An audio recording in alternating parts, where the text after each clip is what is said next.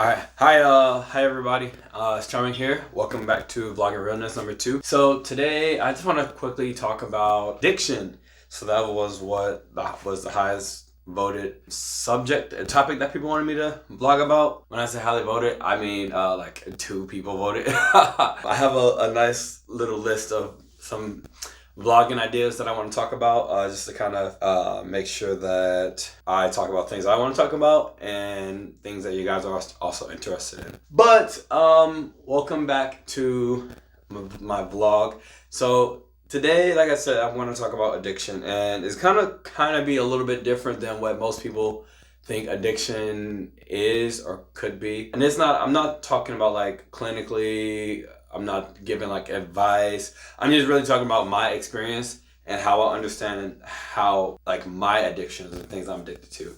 So there's a few different things I want to talk about. One, I want to talk about actual like my actual like probably more understood addictions, like my sex addiction, porn addiction, and then I'll also talk about my eating disorder, which I believe is also a type of addiction. And then I also want to talk about my codependence, which I also feel like is another sort of addiction in its own. So just kind of to give a basis of like what I think an addiction is, when it comes to me. Again, like all these things are my experiences. I'm not giving advice. I'm not giving any clinical stuff. If they're like, sometimes I might, bring in quotes or ideals that I've learned along the way from different counselors, therapies, groups, treatments, all these different things, and all these different people, philosophers, psychiatrists, psychologists, all that kind of stuff. And for the most part, I typically quote them. But so there's like 2 definitions that I pretty much have for what an addiction is when it comes to me. One is what I learned from group therapy back in February or March. It is addictions are unhealthy behaviors, unhealthy continued behaviors despite potential catastrophic consequences. So that was what I learned back in like February, March timeframe for what an addiction is. And just to kind of say it again, so unhealthy continued behaviors that are continued despite potential catastrophic outcomes or consequences. So that just pretty much is saying when you continue doing some activity or behavior or engaging in something that that can be unhealthy, that it can become unhealthy if what are y'all doing, Mickey? Continue behaviors that if you continue to do them for so long or so often, it can become unhealthy, and the outcome and risks are potentially catastrophic. So that could be, I mean, anything, whether it's a good habit or a bad habit. That's pretty much what that is. Just to give like a quick little example. So everybody understands, not everybody understands as in, but like a good little example that most people can understand. I don't want to say necessarily relate to, but they hear of it more often, right? Something that's more, I don't want to say like out there, but like out there. It's just something that lots of people deal with. Alcohol abuse or alcohol addiction. It's safe and it's okay to drink, or it is okay to drink alcohol if you're doing it safely and responsibly. Right? If you're doing it in a controlled manner, if you're taking care of yourself. Obviously, a lot of times people binge drink. Binge drinking can be considered a different type of addiction. But as far as this example, I just want to talk about unhealthy behaviors of drinking when it comes to an addiction, right? So with that addiction, with drinking, it can become so, the behavior can become so continued and so unhealthy that if you continue to engage in it, it might have certain consequences that you have to deal with, and you take those consequences whether you're consciously thinking about it, willing to take them or not. But knowing that you might, for instance, you might have children, you might have a family, right? And your spouse says, "Hey, like, drinking nearly around the kids is not safe, because when you drink, you do these different things. Not that you're like abusing the kids or anything, but it could be whatever, right? The potential outcome of you continue to drink, whether you're drinking often a lot, or whatever the case may be, is that you might lose your family and your spouse might leave you and take the kids, and then let's say it continues to roll down to where now you're in court trying to fight for custody and all that kind of stuff for your kids, and these are the potential catastrophic outcomes, right? You can lose your job, from drinking, all these different things. Whether you don't have to even drink every day. It doesn't even have to be a weekly thing. It doesn't have to be a common occurrence or something that is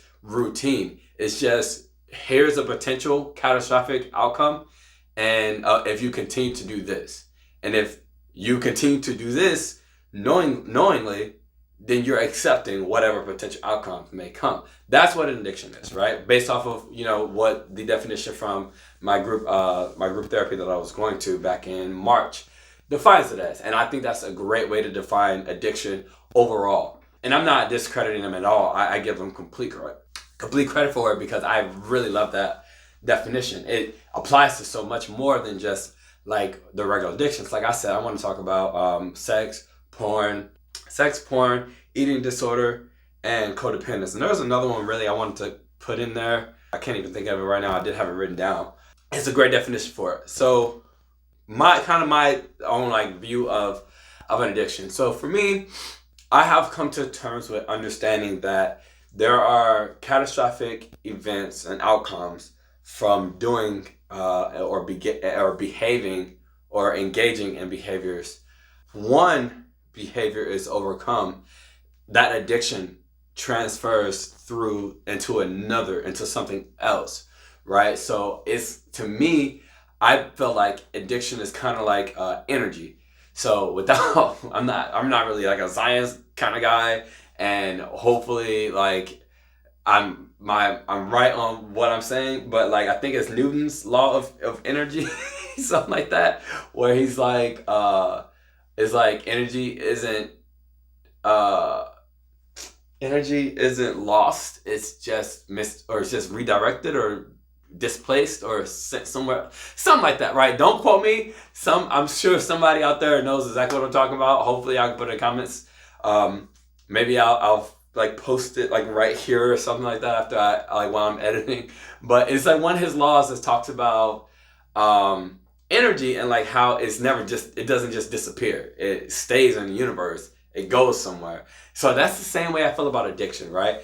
I think that everyone has an addiction to something, whether it's a good or bad addiction. I think everyone has an addiction to something. I just think the way that it manifests and the reasons behind why you are engaging in that addiction is what makes it unhealthy. And then also, again, like the previous definition, then the potential catastrophic outcome of it all. So I've given my therapist, my counselor's definition, but for the most part, for me, how I understand addiction within myself is addiction is never lost or disappears. It's just displaced or moved somewhere else. And there can be good and bad addictions, and everyone has them. So that's what it feels like to me, right?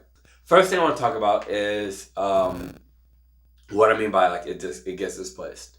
So one of the things I've struggled with this year is really honing in and understanding my own addictions. So I have a lot of different addictions. Oh yeah, physical fitness, body dysmorphia. It kind of goes hand in hand with the eating disorder. So I want to talk about it with that. But this year I really struggled with understanding myself and my addictions. And as I was learning and really trying to focus on what it was, I just kind of want to paint a picture of 2021 for me, for you. So beginning of 2021, I was in a relationship, and I was addicted to codependence in this relationship. Not I was fiending for it, but just it was something that I continuously did that it had the potential to cause catastrophic outcomes. And I could lose a relationship. I could, lose myself in it and become like a prisoner to this guy, or there was just lots of potential outcomes that could come from it that were not healthy. I mean, I single-handedly destroyed that relationship and my brain before before it even went sour, and it really never went sour. Like I said, I destroyed it in my brain, just because of my codependence. And so that's where that addiction started. So once I started working on my codependence, that addiction kind of moved into a sex addiction. And my sex addiction was, it kind of manifested in a form. Well, I mean, I had previously had it before. Pretty much, I don't want to say all my life because I want to have sex all my life. The reasons why behind while I was doing it had been there for years, and I mean years and years. But after trying to work on my codependence and the sex addiction moving in, as the codependence was kind of moving out, the sex addiction was there to kind of work as a way to like distract me from everything else that I was hiding from myself, like I was doing with the codependence. I was extremely insecure with the codependence. I had extreme levels of trust issues. I was not I was not myself, really. And so as that moved out, the sex addiction moved in, and that's how I kind of started using, my boyfriend at the time to fulfill my insecurities and my trust issues and all those other things, which was really sad, and it hurt me too, because he was able to identify. Obviously, he wasn't saying like you have a sex addiction, but he's identifying by saying, like, I'm not going to have sex with you because you feel bad. I'm not going to have sex with you to make up for whatever we're dealing with. I'm not going to do this. He wasn't going to feed into my addiction to sex and addiction to really my addiction. I've learned, later on now, like while I've been in Sex Addicts Anonymous, I've learned my sex addiction isn't really the addiction to sex, which most things aren't really the addiction to whatever it is. It's just the way that it's manifested. So I know now that during those times where I was trying to, where I was insecure, my everything behind the reasons why I was wanting to have sex was because it was making me feel validated. And one thing I don't get often is that kind of validation. And when I was in a relationship with him, I had so many different insecurities and trust issues that the things that would make me feel good and like trust in myself and validate myself was, if he has sex with me, that must mean he wants me. If he does this when we're in bed, that must mean he cares about me. If he does not do, if he does not kiss me or look me in the eyes or some BS like that, then he obviously must be with somebody else. So, he looked me in the eyes. Okay, he loves me and only me. That kind of thing. And that's literally what was going through my head. And so, that, like I said, the codependence was that in a certain way, where I was blaming myself for everything, of why, like, I had no trust issues and all this other stuff. And then it kind of moved into sex. And then after sex, after that, it kind of just moved into, well, no, that was the end of that relationship. So the relationship ended, and then my sex addiction continued to manifest itself outside of the relationship into more of I'm going to find any person to make me feel validated and make me feel like somebody wants me, because the guy who said he loves me doesn't want me. All these other people I've been with said they don't want me. Who wants me? Like, obviously, I can't want myself. Like, apparently that's what I have been thinking. I continue to think. This is something I'm still struggling with, trying to want myself, and just love myself. But the thing that I've learned is that, like, I am the kind of person who finds validation in other people that I am worthy of, eventually being a husband and a father, that I'm attractive, that my body is still what other people want, that kind of thing. So those insecurities and those things, they kind of manifest into another sex addiction, where now I'm out and about having sex with these different people. And I don't want to say, that this is the same exact way for everyone who has sex addiction. Again, like, this is my experiences. I'm not telling the experiences of everyone. Again, like, pretty much for the most part, the whole company, the Mental Lab, is about our experiences and not necessarily everyone's, but it just gives you a little bit more insight, so that way, if you're not struggling with things like this, you kind of can understand. And if you are struggling with things like this, maybe what we say can help trigger trigger your brain to kind of brainstorm about the same thing with you. So lots of sex addiction goes in different ways, but a lot of it comes back down to there's some reason why you are addicted to something and why it's manifesting through sex. So after I recognized that I didn't want to be having sex with random people and I need to learn how to love myself, it turned into a porn addiction because porn was making me feel masculine. Like it got to the point to where I was having sex and I couldn't even, well, before the porn portion, and I couldn't, perform. And I was getting anxious because I do also have horrible performance anxiety, and not just, in the bedroom, but when I'm around people or have to talk in front of people, which is shockingly enough because I can get in front of a camera, but that's just me and the camera, or me and her here. But also, this is why I don't have many friends, and this is why I don't go many places. I mean, I can do karaoke still, but that's a lot of people. I can't be there for long. Maybe like 30 minutes at a time. If my sister, when she used to live with me, when we would go to karaoke, it would be good because I had her and I could just really focus on us and whatnot and block everybody else out. Or if I had a really good friend with me, but whatever. So anyway, performance anxiety, right? So it got to that point where I started to feel less than myself, even more already. I already don't validate myself and that I want it and that, I'm getting the validation that I need, that I want from other people. And now I cannot engage in that. And so now I'm feeling less masculine. I'm feeling like I'm not worthy, all those things. And so at that same point in time, that was when I was going through therapy, and I was just like, I have to stop having sex with people and just learn to love myself. And so then it turned into porn. Again, like I said, I think addiction manifests itself, right? No, before the porn portion, because the porn really didn't come later. After the sex, it was the gym. Because I was like, I need to learn how to love myself and take care of myself, right? And some addictions are good, based off my own definition. Like I said, some addictions can be good. I started going to the gym. Granted, the reasons I was going to the gym, again, were bad. I got addicted to the gym because I felt disgusting. My body was nasty.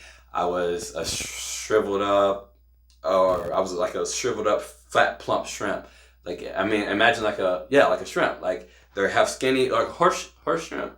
I don't know. Shrimps in whatever those little things are in the ocean have a really skinny body, but a fat belly, like a fat, like middle section. That's kind of what I felt like. Like I just have a skinny neck and skinny head and skinny lower legs and everything else in the middle is fat. And so I was going to the gym all the time, and it helped me kind of feel like I was managing my body and that I was doing this because people would want me. Like if I looked good, if I looked a certain way, if I went to the gym all the time, that way people would want me.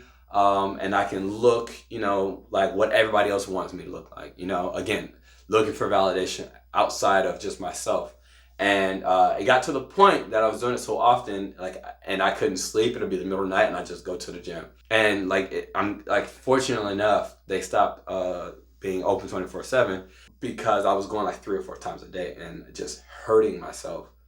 And so potential catastrophic events, I was hurting myself. Like I was hurting, not just aching, just like beating myself up. And it was a way of self-harm. Self-harm is another type of addiction that I didn't want to talk about. But the video is already going to be a lot longer than what. That was just another method, right? And I was beating myself up. At the same time, I was gaining a lot of weight too. So even worse, because I was just afraid of what my body might look like.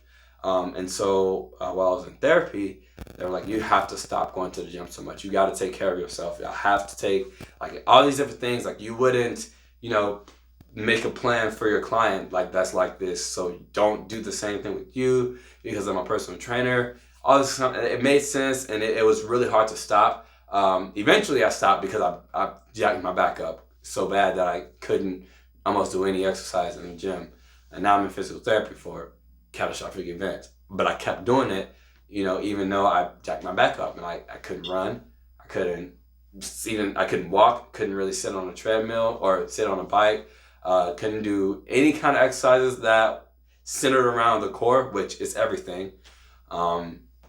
So it was, that was difficult for me because then I already felt like I was getting fat. and then and less validating myself, and less like what other people want me to. So after that, after I could not do that anymore, that addiction went straight into porn. Porn addiction, I started to feel like masculine, like, okay, I can, maintain what I need to maintain, a boner, like I can do these things, and I'm watching these people who I want to look like one day maybe, or want to go back to looking like, and I just kind of felt some kind of, I don't know, like validation from them. And it was weird because it was just like doing it all the time.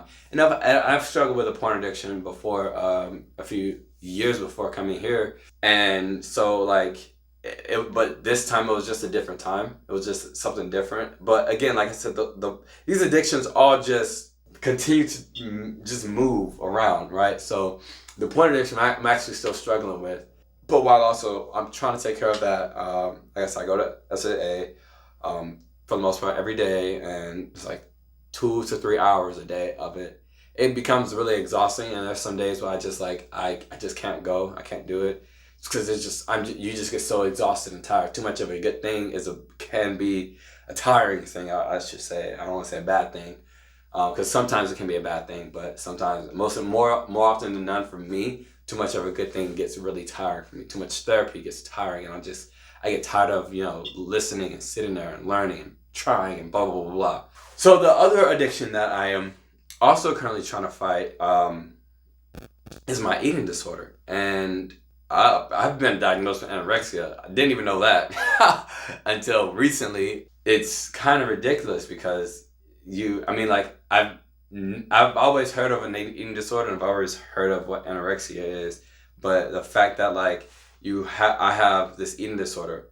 Apparently, I'm diagnosed with anorexia, also body dysmorphia, and I self-harm in a way. And I've talked about this before on the podcast. I self-harm in a way that is helpful to what I want to look like, which is purging and not eating. So it's just in case any of you don't know, purging is just when you pretty much just puking on purpose, making yourself puke up whatever's in your body.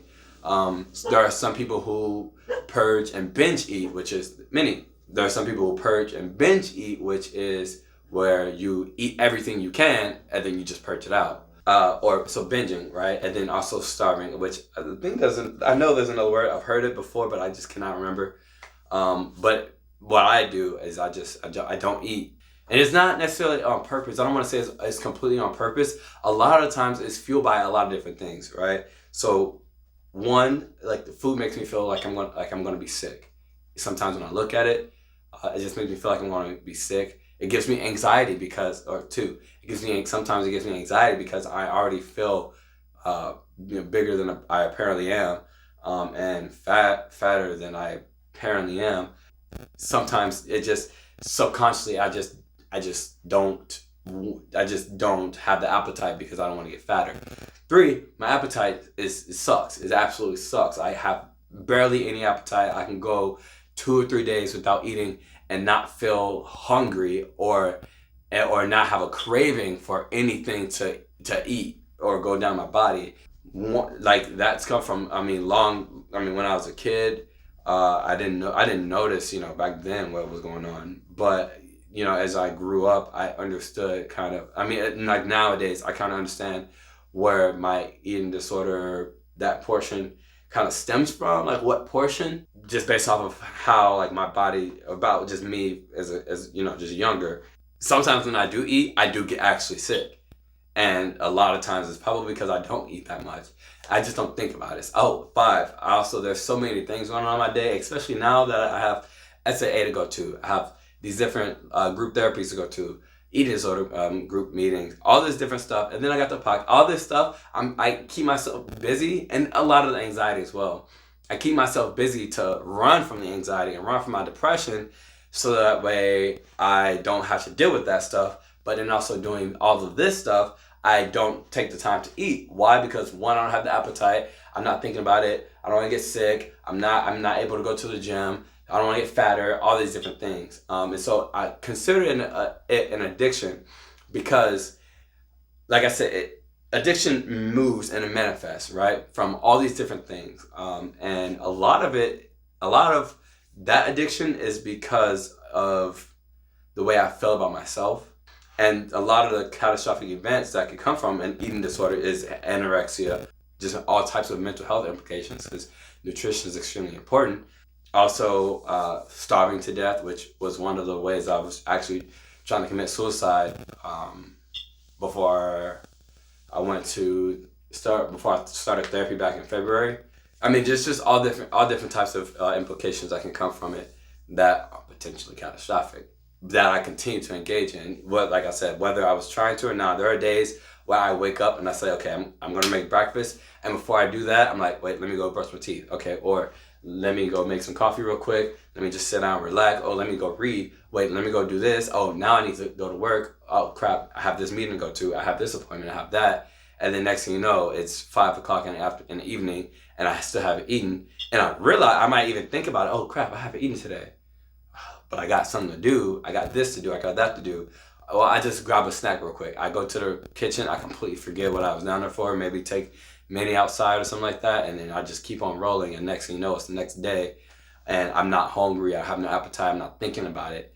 And that's where that portion comes from. So I kind of talked about all those things I want to talk about. The last little bit I want to talk about is tomorrow, right? So one of the biggest things that we have, like those of us with addictions, that we suck at is our procrastination and pushing off getting better to tomorrow.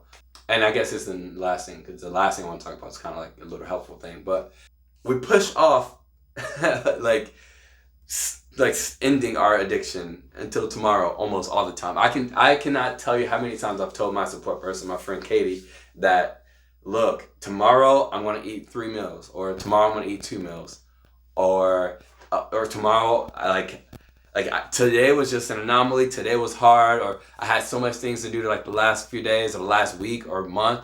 Like tomorrow I'm going to eat and I'm going to make breakfast. I'm going to have a snack for like lunch maybe, because I don't even want to eat that much food and get sick. And then like I'm going to have a nice dinner. Like even I started HelloFresh like a month and a half ago, and like it was good and then bad and then good and then bad, and then it was just like, you know what, I'm gonna kick into overdrive this next week with this next HelloFresh box. And you want to tell yourself this.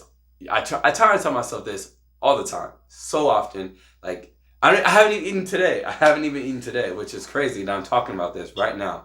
But I haven't eaten today, and I told myself I'm gonna eat. I woke up this morning. I've been extremely sick lately, for about a week now actually, and I do kind of blame the food. I'm trying not to, but like I said in the podcast, I think, yeah, in the podcast last week, I made a deal with my psychologist that I would eat 2 meals a day for 3 days, and a snack, and I accomplished it. But I was feeling absolutely horrible, and I'm really trying not to blame it on the food, because I know that's what fuels my addictions.